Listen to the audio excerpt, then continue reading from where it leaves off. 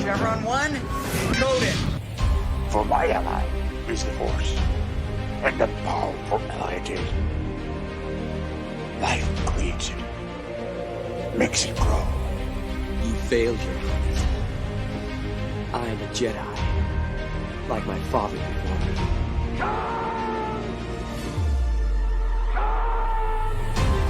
Cry hammer, and let's set the tongues of war. Chevron 2 is coded. Conan, what is best in life? Crush your enemies, see them driven before you, to hear the lamentation of your women. It's all in the reflexes. I'll also say that you're heavy into martial arts, Tai Chi and all that killer stuff. I suppose we have to register you as a lethal weapon. Chevron 3 encoded. And somebody ought to belt you in the mouth. But I won't. I won't. The hell I will. Chevron 4 encoded. Do you expect me to talk? No, Mr. Bond, I expect you to die. Chevron 5 encoded. You take the blue pill. The story ends. You wake up in your bed and believe whatever you want to. You take the red pill. You stay in Wonderland. And I show you how deep the rabbit hole goes. Chevron 6 encoded. Knock the line you can, monk boy. Great Scott. Back off, man. I'm a scientist. You shall not pass! I thought I'd die fighting side by side with Al. What about side by side with a friend? A day may come when the courage of men fails, when we forsake our friends and break all bonds of fellowship. But it is not this day.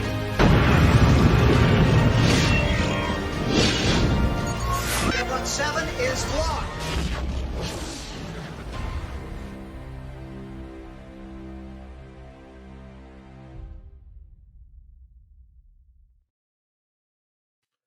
Howdy, y'all. Welcome back to another Saturday Night Drive-In where myself and Jed, the Hollywood Scholar, take a little time to talk about movies, take a break from all the crap, and have discussion about things that we hope we enjoy. And I say that very important today because we got a doozy for you tonight. American Psycho, starring Christian Bale and a whole bunch of people who are also famous, but are sort of in it yet not. Anyway, Jed, how are you today?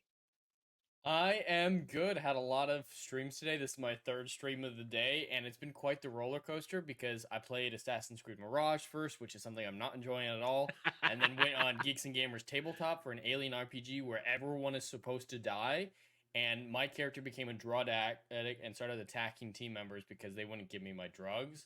So that was a roller coaster, and eventually, this is how I died, okay? Nick Rekieta was choking me out, and I decided in a Hail Mary in my drug-induced state to just try to get him to stop by saying, "Yes, Daddy, harder, please." And that got me enough to wrestle free and start crawling away, but he got mad at me, so he punched me in the ass. It made me disabled, so he walked up to me, grabbed my arm, tried to punch me in the back of the head, but missed and hit my arm, ripping my arm off. And then he grabbed my hand like this. He put my severed hand in his hand like this, and then beat my skull in with my severed arm. Nick Rekieta did that to me today. Nick, okay. But don't fuck with Nick Rekieta, I guess. And then he actually became a monster after that. It affected his brain being so evil. But after that, I have to come on this stream, and hope is the accurate word. I need to apologize to the chat and more importantly to Adam for picking this movie because I thought this was going to be a positive discussion. No, it is not. I'm not positive with each other. It sounds like. Yeah. Well, yeah. It looks like right away I can tell we're on the same page because before we get into it though, let's say hi to the chat. Hail the goddess. One of my moms, one of my regulars. Hail to you, good sir, Algram the Strong. Good evening, Kale. And good evening to anybody else watching live or on the replay. We hope you enjoy the rest of the show. Hit that like button, leave a comment as we now begin our discussion of American Psycho. Jed, what the fuck was this movie? I don't know. I've seen enough parts of it and heard so many strong accolades for it that I figured all right, I trust a lot of people who are liking this. I'm sure it's going to be great. I have to watch this movie at least once in my life. It's, Halloween season. There's political stuff going on that makes people reminding a lot of people of Patrick Bateman. It feels apt. It's time that I watch this movie, and I regret it. I regret I picking this I'm movie. gonna admit Wholly. I watched this at 1.5 times speed yesterday. I got through this once I realized what I was getting into. I made it go as quickly as possible. Hail to you, Fernandez T. Welcome to the show. I'm gonna get the objective stuff out of the way. Christian Bale does a great job. Absolutely, He is the highlight of the movie. all-time direction- great performance. The direction is also good as well. I mean, I feel when it's you like do like director of cinematography type stuff. 100%. Yeah. The Yeah, cinematography that's what I is mean. great. yeah, the scene. I mean, it feels like the 80s. It looks like the 80s. Mhm. It probably smells like the 80s too. I was there. The costuming, the design, everything looked appropriate of the era. Mm-hmm. The all that feeling, stuff all that was great. stuff. And that's where my positives end. Because about 30 minutes in, because it's 30 minutes before the murders begin. It's about roughly about that, when he kills the homeless guy, and then suddenly realize, and then you start to wondering, okay, how long has he been doing this? And I'm gonna ask this right. I'm gonna put it there right now, because I don't know how long we can. I don't know how long we're gonna go tonight with this, because it looks like there's gonna be no arguing. It's gonna be kind of head scratching. What the hell? How much of this is real, and how much of this was in his head? It has to all be in his head because nothing actually makes sense. Yes. So the way that this film had been pitched to me for years is one of my favorite television shows, even with the horrible last 30 seconds of that television show, is Dexter. I adore the television show Dexter, and everyone was marketing American Psycho to me as, hey, American Psycho is a predecessor to Dexter. It's basically the same idea, just in movie form. I was like, all right, I love Dexter. I'm sure I'm going to love American Psycho. That was a very misleading recommendation or framing of it, because Dexter was a genius, was in control, and he was using his high intelligence and training to not get caught for his serial killing. That's what I thought I was getting into. But Patrick Bateman is a fucking moron. There's no way he would have not got caught. Here's where I started to question things. After he kills Jared Leto, his character, after he kills him, and he goes to his apartment, first I realized, okay, his fingerprints are everywhere. He just walked in there. He mentions that that's a thing. When he's talking to Willem Dafoe, he's like, did you find any fingerprints? So he knows that that's something you should be careful about. This is the 80s. Yes, there's no DNA testing yet, but fingerprints have been already a part of detective work for over 100 years at this point. It's something that exists. So the fact that he went in there and his fingerprints are all over the place got you running, okay, he's really not that smart. He's going to get busted. Is this going to be a cat and mouse thing? No. Okay. And then here was the other thing where the other moment when I started to question, is this really happening?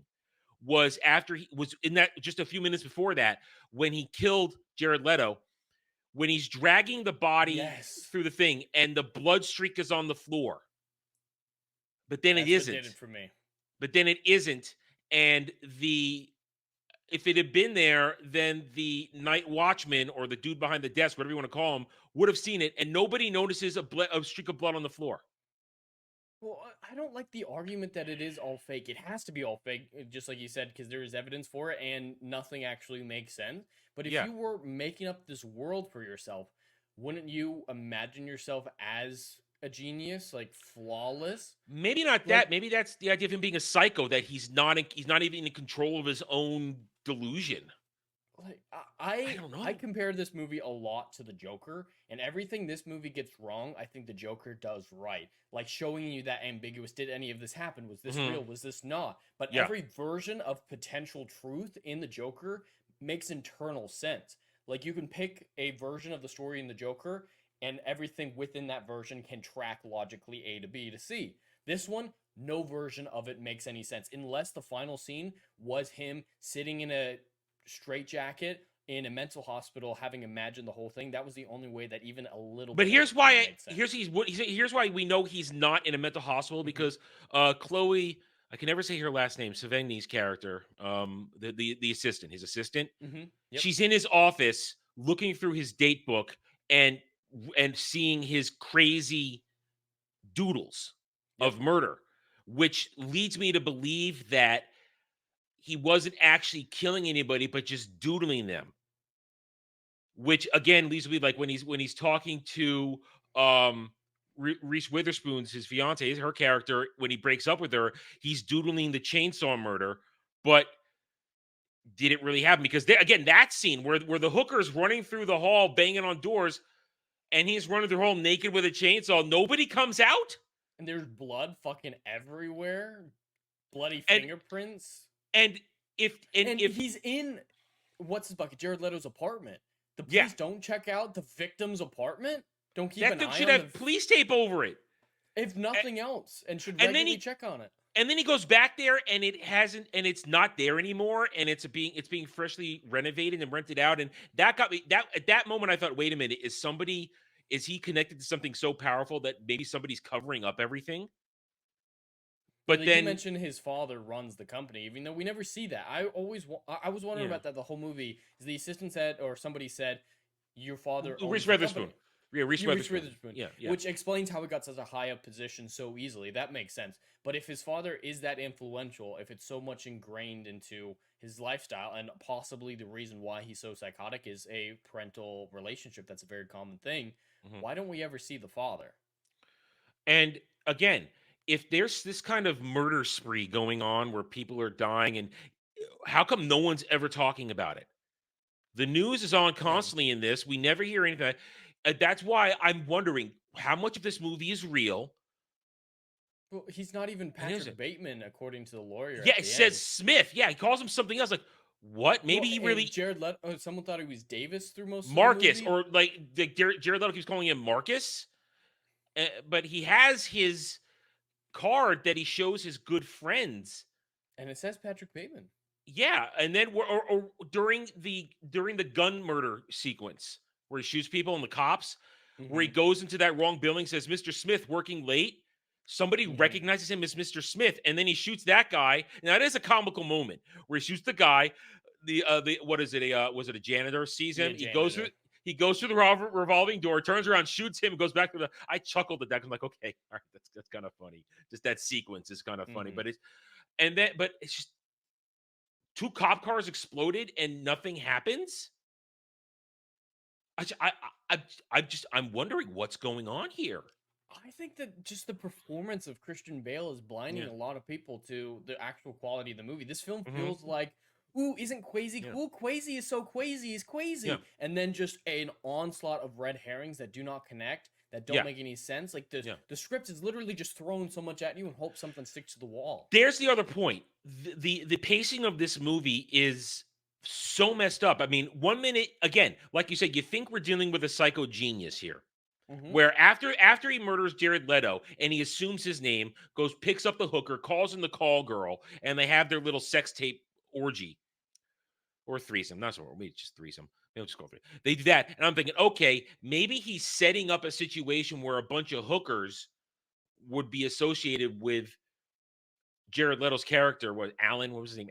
Paul Allen? Was that his name? Paul Allen, yeah. Okay, which we're related to Paul Allen, and he's setting up a whole kind of timeline where Paul Allen was recently seen effing a lot of hookers and doing a lot of shit, and then disappeared, or during his disappearance. I'm like, okay, maybe he's setting it up. No, he was just screwing hookers and beating them up and torturing them.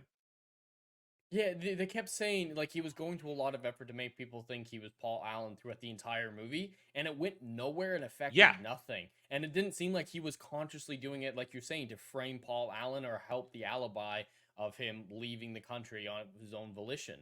Like, holy hell. It just feels like red herrings. And again, I question what reality I'm looking at when he's having that dinner with Willem Dafoe, who, of course, I love Willem Dafoe. I was hoping for so much more out of him in this. Oh, he did fucking nothing. But he just comes in. Of a great cast. It's just, I'm Willem Dafoe. I'm gonna deliver my Willem Dafoe smile, and I'm gonna be kind of cool, and then I'm gonna leave.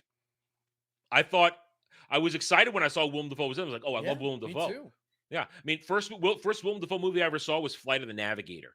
You ever see that? I haven't, no. Oh, well, no, not Flight of the Navigator. Flight of the Intruder. Sorry, Flight of the Intruder. Flight of the Navigator is that stupid Disney. Oh, we should watch Flight of the Intruder. That's a brilliant movie. Willem Dafoe, Danny Glover, couple other great guys. Oh, that's a brilliant one. Vietnam War movie. That's a good one. There's just a line in that, the Phantom Shitter.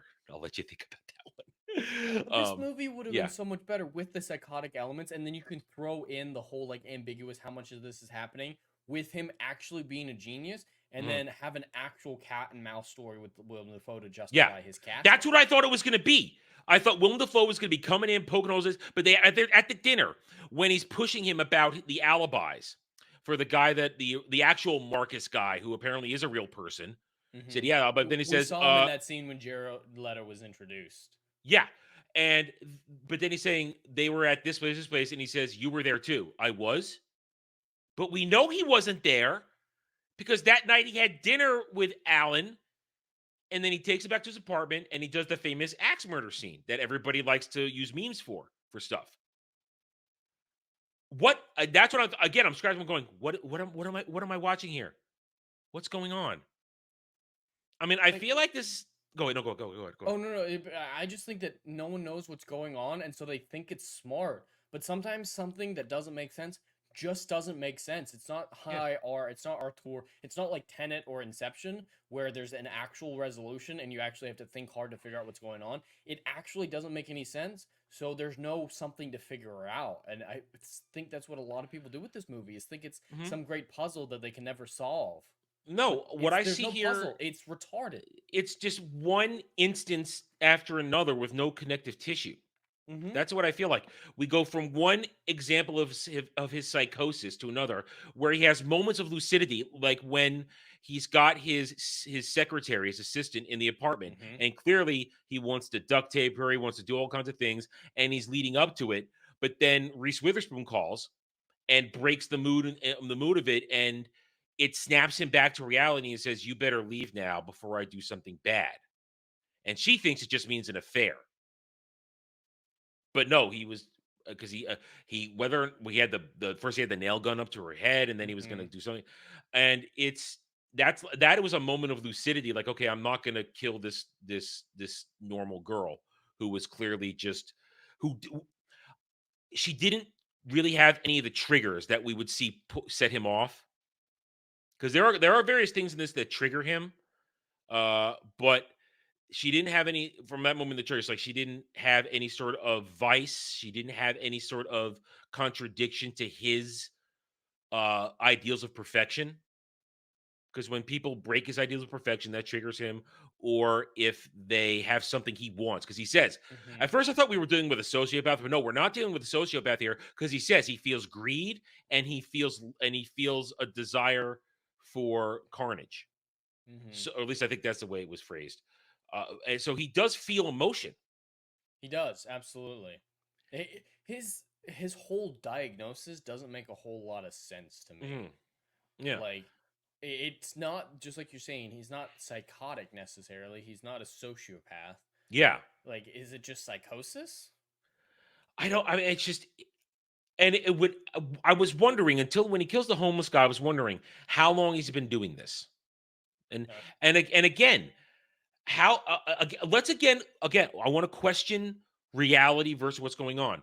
The second time he's got the hooker that he picks her up, and he invites over that hot redhead who they brings into the apartment, who he doses the wine and gets them into a threesome. Yep. When he kills the redhead for no reason while he's going down to Tuna Town, he freaks out the hooker, and she starts running around, and as she goes to opens all these doors, she finds hanging bodies everywhere. As I understand the timeline of this movie, it takes place over a week. That's my understanding as well. So apparently he did a lot in the 3 days since Paul Allen died. That's a lot of work. That's a lot of murder. And taking the time to hang up a lot of dead bodies and butcher them and keeping heads in his refrigerator. I mean, it's just really bad execution. It's something I was talking about Rachel after we watched the movie, is we both agreed it's a great concept. It's a cool idea of this psychotic person who can't differentiate reality from not, with all these murders that he's supposedly committing. That's a great concept. And with a great performance, a lot of people probably think the concept is properly played out. but it's Yeah. such terrible execution from a script Yeah. standpoint. That's about 100% of my issues are with the script. Like we said before, everything else is great. The cinematography is phenomenal. There's a lot of really cool shots in this movie that get you inside the head of Yep. Patrick Bateman. And I think a lot of people are losing the just getting distracted by the character of Patrick Bateman.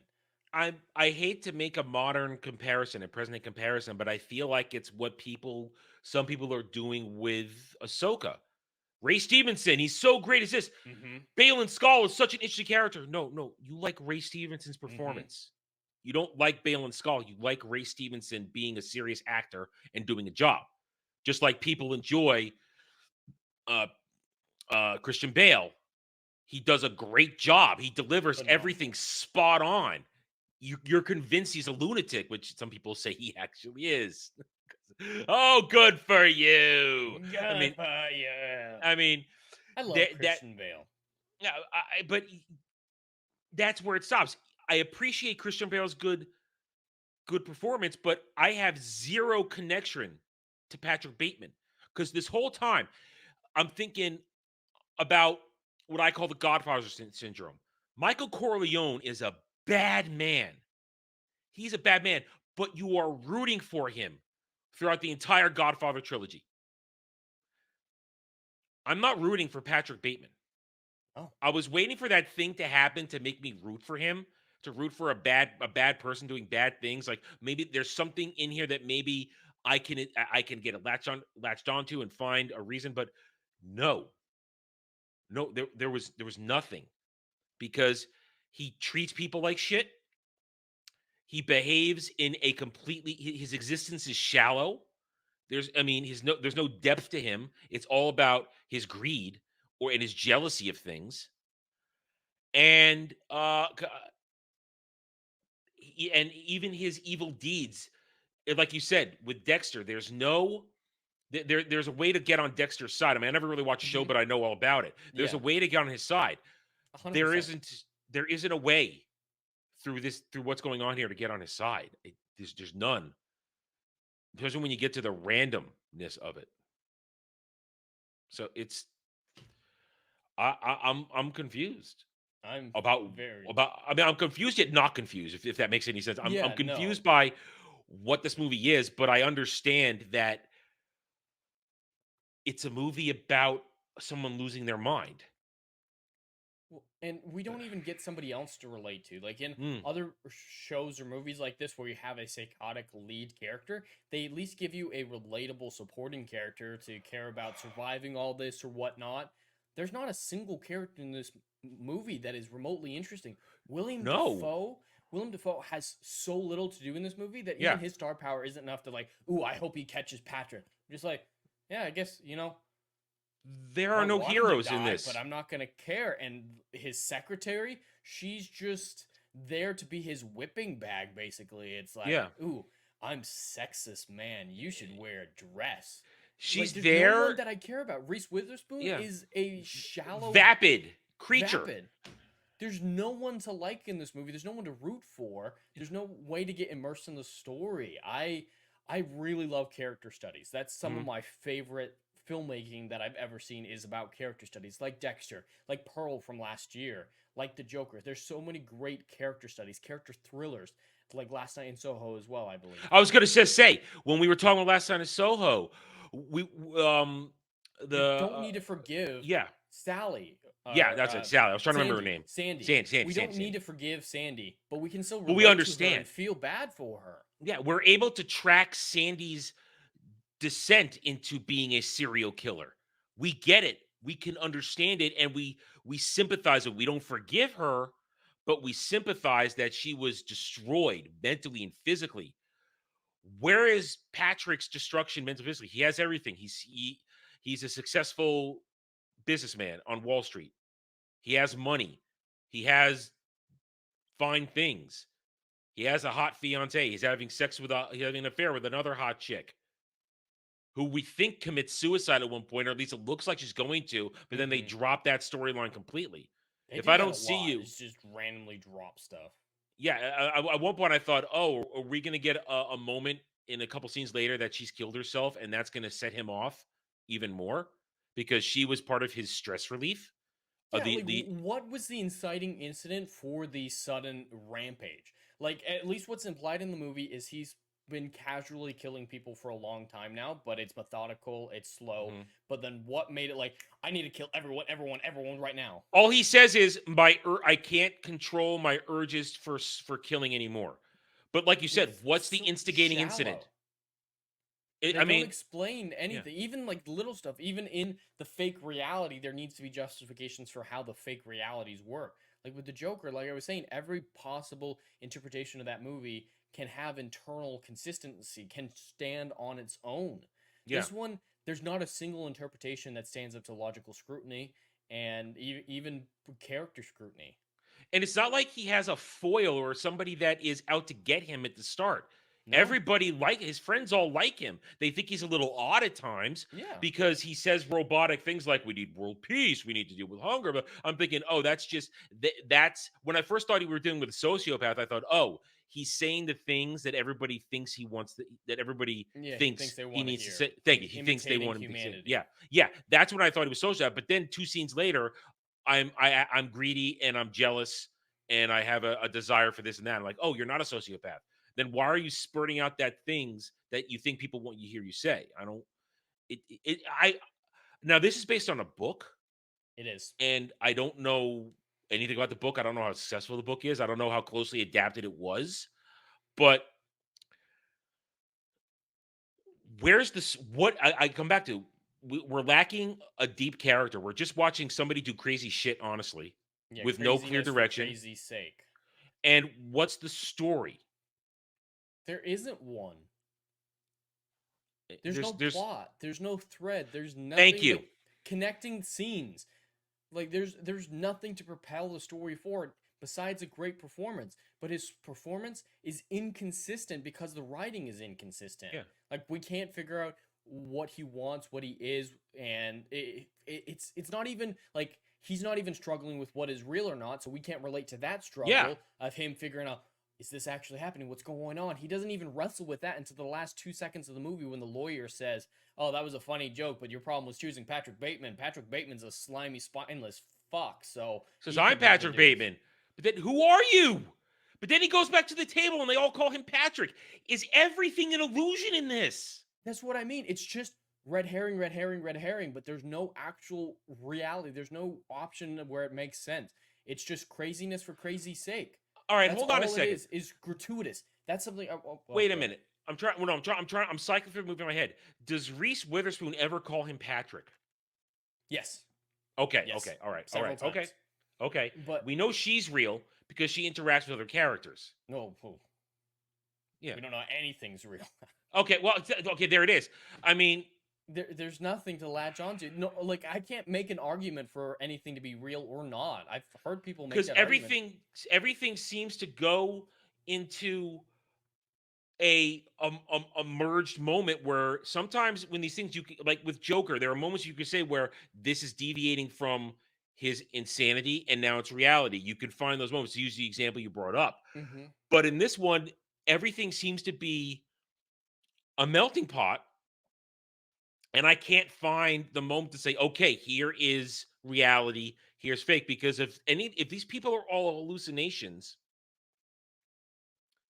okay, wait a minute. No, his fiance can't be hallucination because the assistant in the apartment hears the voice, hears the answering machine. That's what I mean. Everything. And she asked about it because she's real. We know she's real because she's the only thing I could definitely say is real. Well, not because even that. well, she's looking at. I'm saying that because we see her in a scene separate from him. That's how I can say she's real. She's the only character that we see in a scene where he isn't in it. I think that's true. Yeah. The final scene where she's looking through the appointment book and she's looking on stuff. She's the only one we see in a scene that he isn't in. Every other scene, Bale is in every other scene of the movie. Yeah, with all the other people. Right. I think you're right. So she is reality. But so that means things involving her are reality. Not necessarily. Okay. because he was going to kill her, and he had that severed head in his fridge when she came over. Was there a severed head in his fridge, or is that just another thing? So we don't know if anything in that scene. The only scene that we can have an argument for being real is that one with her, and then we can extrapolate arguments for any others that she's in. That's what I would say. I mean, that would make the fiance real because she's there and asked, "Oh, I guess you guys are together. Do you want me to leave?" And so, and then the fiance. I mean, the breakup scene. That's not gonna be real in that scene. That just because she's in it, I don't think that makes it real. Because he can still have fantasies about her, inviting her over, trying to kill her. So there's that one scene that we can say is most likely real is when she's looking through the day planner, and then we can have arguments for other scenes she's in, but not every scene that she's in is going to be real. So here's the thing: I don't like this. No, I don't like looking at a movie and having. I mean, we have great dissection, great debates, great discussions, and breaking things down. This is not what I want to do when discussing a movie. Questioning if the hour, okay, it was a little less. It was hour 42-minute movie, but again, I watched it at 1.5 speed. The questioning the hour or so I spent with this, what was I watching? And I can understand sometimes leaving things to the audience to say, okay, like last night in Soho. Yeah, was it a ghost putting memories in her head? Was she time traveling? Was she psychic? But that's different. We're giving you enough evidence to have a healthy debate. This is, I'm questioning, what is this movie? They're giving us no evidence for any argument. It's just shit. Honestly, I'm losing words here. I'm capable of thinking that somebody went back in time, made this movie in 2000 saying, you guys are going to make some great memes of this in 20 years. You're going to Back make to some the great Future. memes. It's not going to make any sense to you, but your kids are going to love it. Your kids are going to love it. You guys are going to have some great memes from this in 20 years. You're going to laugh your asses off. And that, I kind of feel that that's what this movie exists for right now, to be memes. Just the memes. The memes are great. That's why I thought the movie was good, because I love the memes. But, so, the thing about this movie that I wanted to briefly talk about is the gratuitous nature of it. And I think that's part of the red herring argument that I've been making at the crazy for crazy's sake. As you probably picked up on it, and I've said this a lot, I'm totally okay with over-the-top sex, nudity, violence, anything like that. As am language, if it makes sense and is justifiable within the story. If it's good for the story, I'm there for it. Really, bar none in most cases. Like, there's going to be, obviously, I have a limit. Everyone has a limit. Yeah. But some people who had problems with a lot of things in Game of Thrones, I don't have a problem with it because I think it facilitates the story. And so going into this movie, I knew that there was going to be a lot of gratuitous sex and nudity, and I figured, okay, it's got to be justifiable if people love it this much, and I was okay with it. The idea of all that sex and nudity, I was okay with it because I thought it was justifiable. After watching it, I don't think it's justifiable. It feels gratuitous just to fuel that argument of crazy for crazy's sake. Oh, isn't it wild that he's naked in this scene? That's crazy. Yeah. Oh, isn't it wild that he's covered in blood? It's crazy, right? Oh, they're all naked having a threesome? That's crazy, right? And it seems so shallow. I'm watching that scene, naked chainsaw scene. I'm just thinking, I don't believe any of this at this point. I'm not believing this. I'm totally out of it. And then he just throws the chainsaw down the stairwell and it lands on her perfectly.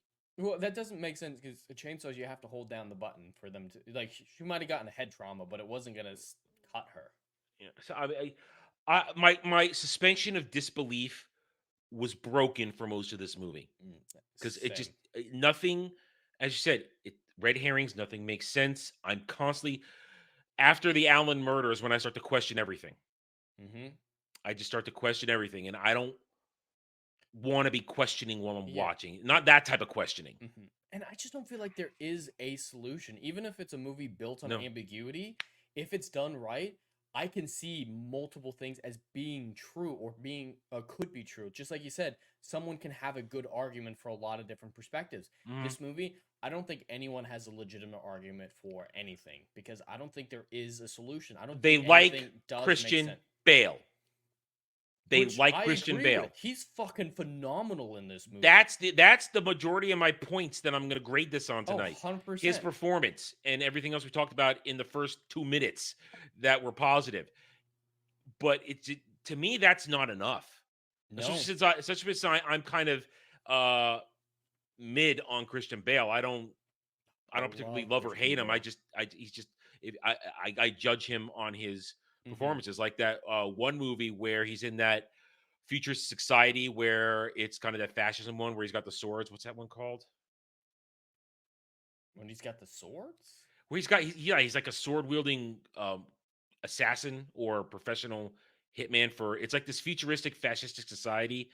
He's got swords. It's a really weird one. That's an interesting one, and it's better than this. It's that's like a B movie, and it's better than this. I mean, I'd have to look it up. It was one of those things that was on TV sometimes, and I'd watch it when I had terrestrial television. I mean, chat or somebody in the comments eventually watching the replay might know what we're talking about. Legatus, Equilibrium. Thank you, Dash. Thank you, Equilibrium. That's it. Equilibrium. That was a better movie than this. I like him in that. Yeah, there. Equilibrium. That's a movie that has a story and has characters, has a plot. We want stories, characters, and a plot. There's no plot in this, like you said before. There's nothing going. What is the point of any of this? It's crazy, right? I don't want just an analysis of somebody sinking into psychopathy without a reason. We go back to that. There's no given reason why he does this. It's not like we're watching a serial killer doing things and people hunting him down, and it's all random, and it's all based on weird triggers that he has. I don't know. This movie was not fun. Plain and simple, not fun.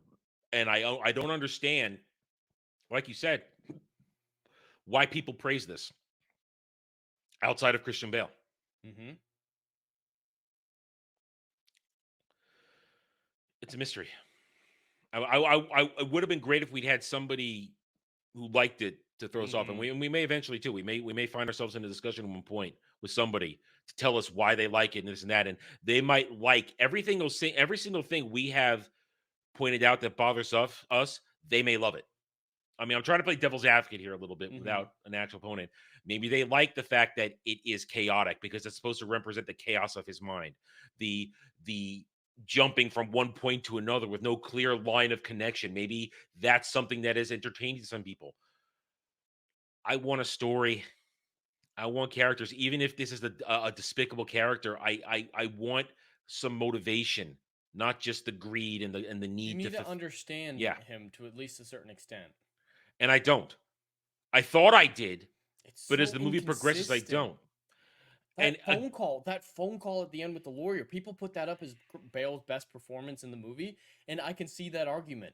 But that phone call just doesn't make sense in the context of his character or the diagnosis that they've been putting forward for him. Mm-hmm.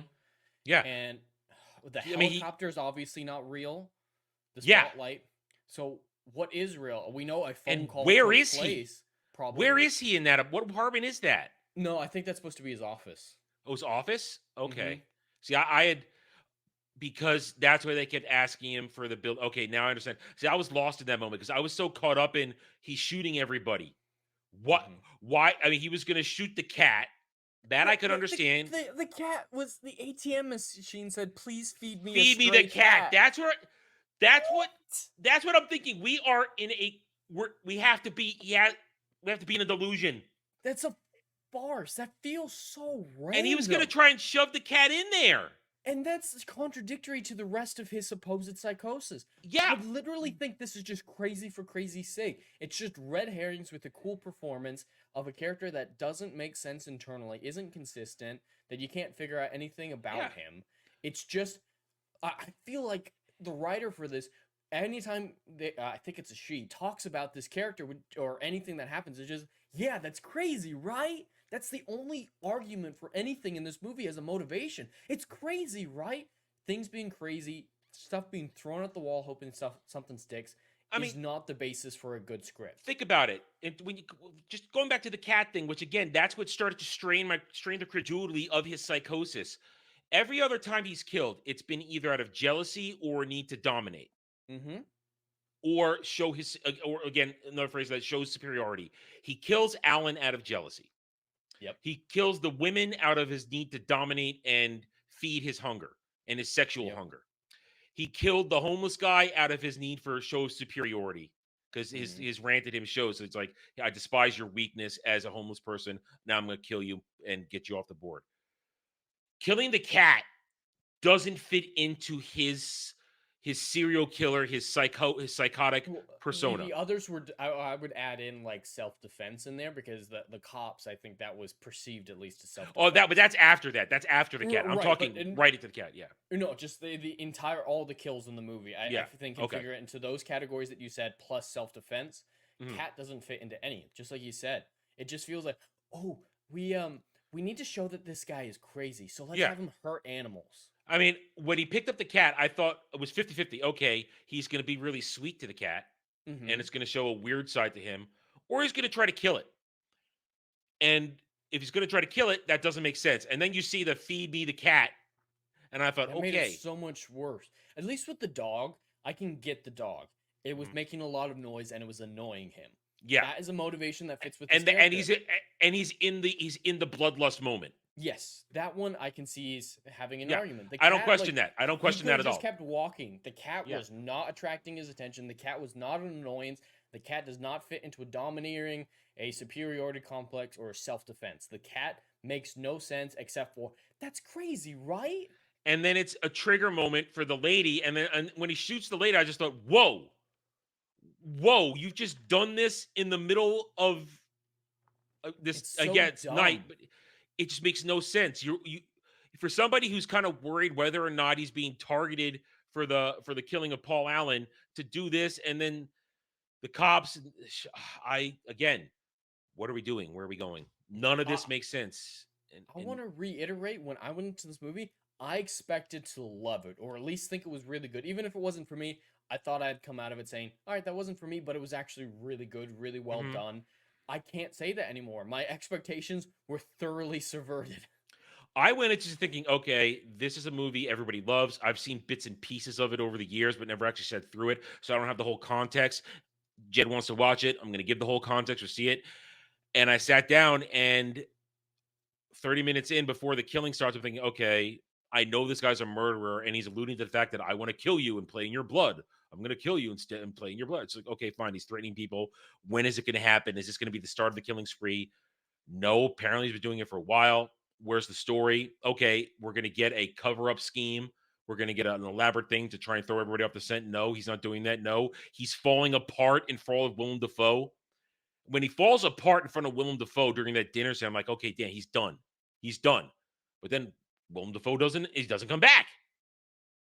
There's no follow-up. Dafoe's character is pointless. It doesn't add to his Patrick's stress level. It doesn't add anything. You could cut Willem Dafoe out of this movie, and I don't think the plot would change in any. Because you go to later scenes, and he's not affected by it anymore. And he's not trying to throw the scent off because we don't feel like Willem Dafoe's hunting him. Like you said, I thought Willem Dafoe was going to be hunting him. He was going to be the foil. But no. And then he's just has sex and murders women. I listen, I want to see people have threesomes, just Pornhub. It's very easy to find. It's not that hard. That's why it feels gratuitous. Just watch porn instead and you'll get more gratification. And what is with, again, maybe I'm not that smart anymore. Maybe I've lost a few brain cells watching Ahsoka, Disney Star Wars, and Disney MCU.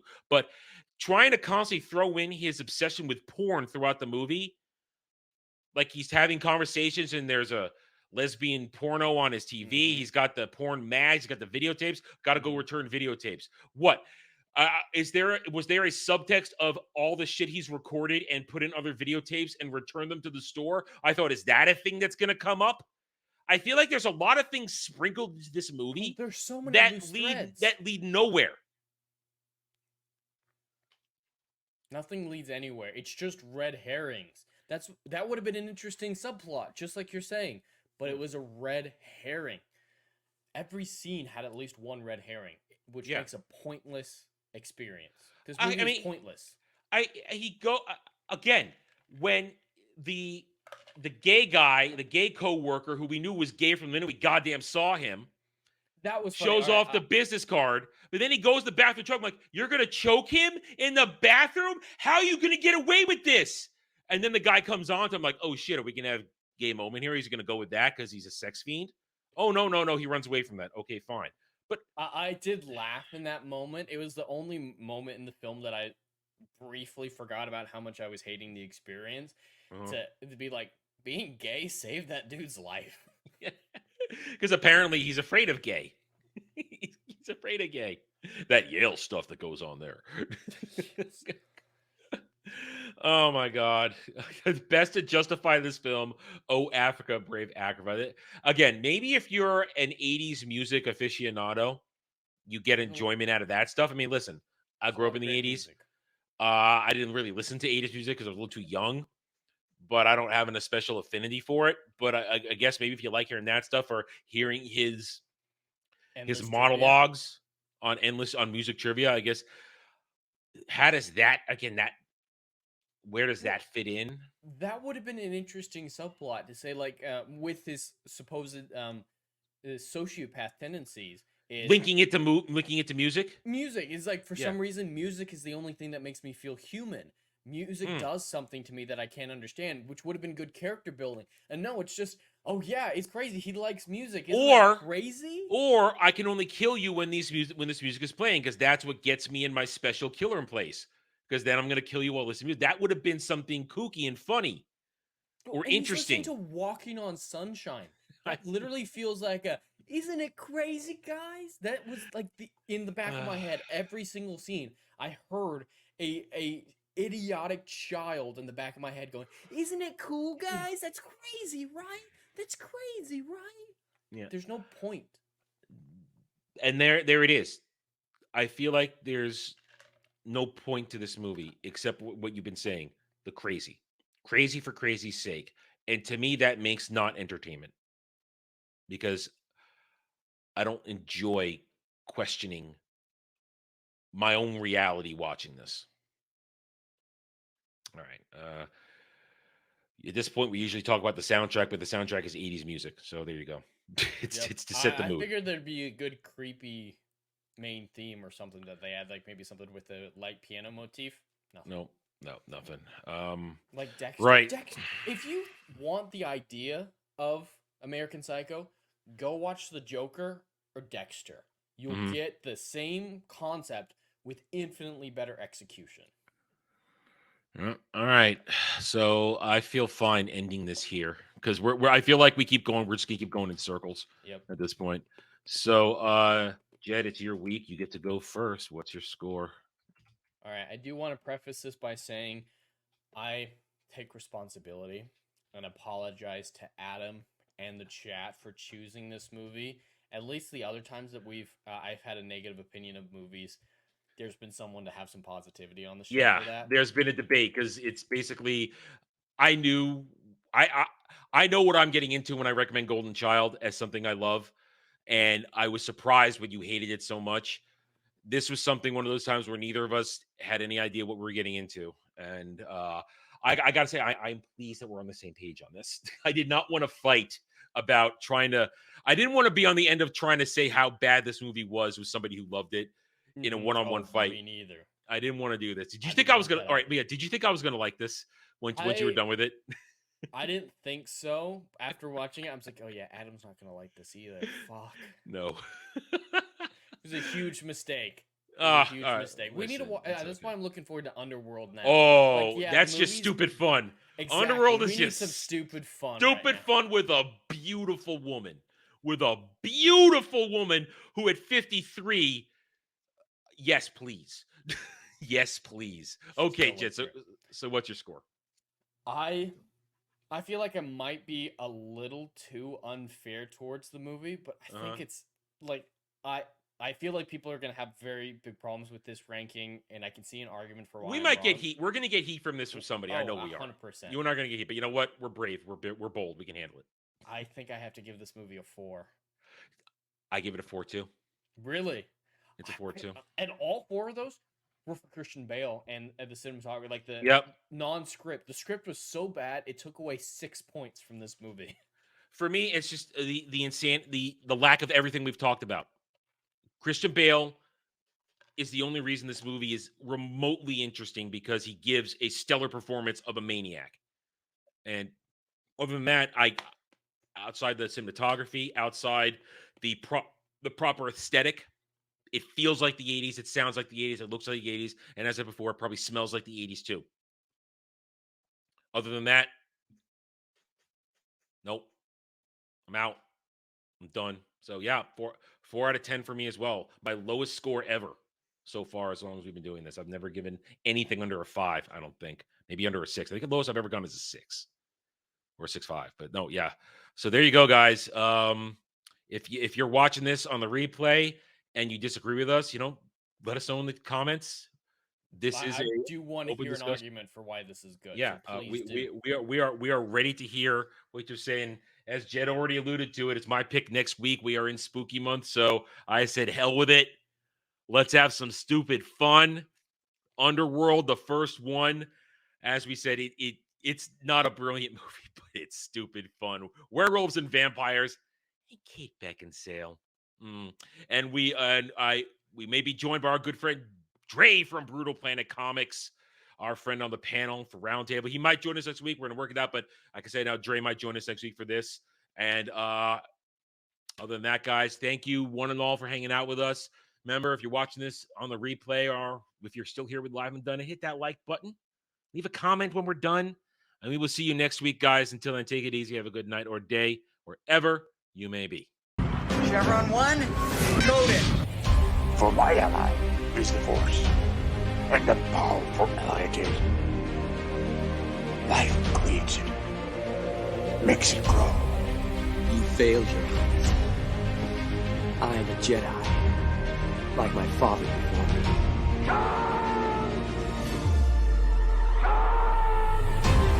Cry havoc, and let's set the dogs of war. Chevron 2 is coded. Conan, what is best in life? Crush your enemies, see them driven before you, to hear the lamentation of your women. It's all in the reflexes. I'll also say that you're heavy into martial arts, Tai Chi, and all that killer stuff. I suppose we have to register you as a lethal weapon. Chevron 3 encoded. And somebody ought to belt you in the mouth. But I won't. The hell I will. Chevron 4 encoded. Do you expect me to talk? No, Mr. Bond, I expect you to die. Chevron 5 encoded. You take the blue pill. The story ends. You wake up in your bed and believe whatever you want to. You take the red pill. You stay in Wonderland. And I show you how deep the rabbit hole goes. Chevron 6 encoded. Not for why you can't, love boy. Back off, man. I'm a scientist. You shall not pass! I thought I'd die fighting side by side with Al. What about side by side with a friend? A day may come when the courage of men fails, when we forsake our friends and break all bonds of fellowship. But it is not this day.